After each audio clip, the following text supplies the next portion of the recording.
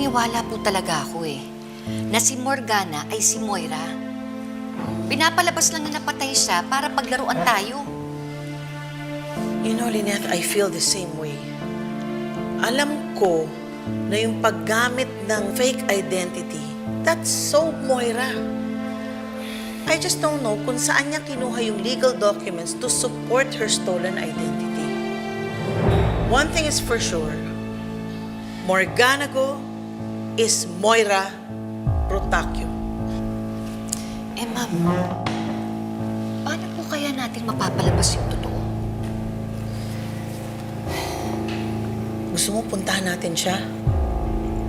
Let's bring her something, like sort of a peace offering. Kakaibiganin po natin si Morgana? Parang ganun na nga yung mangyayari.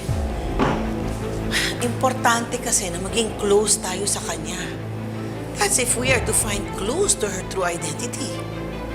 Kaya mo ba? Kaya ko po.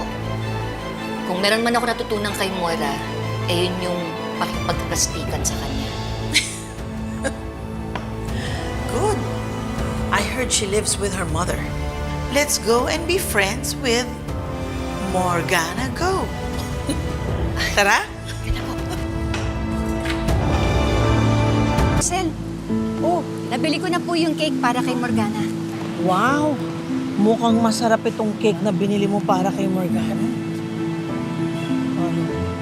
Diyan na ba natin ang lason? Sa bagay, if Morgana is Moira, useless na lagyan ng lason yung cake na yan. Alam mo kung bakit? Tamang duda yan si Moira. Hindi yan kakain ng galing sa atin.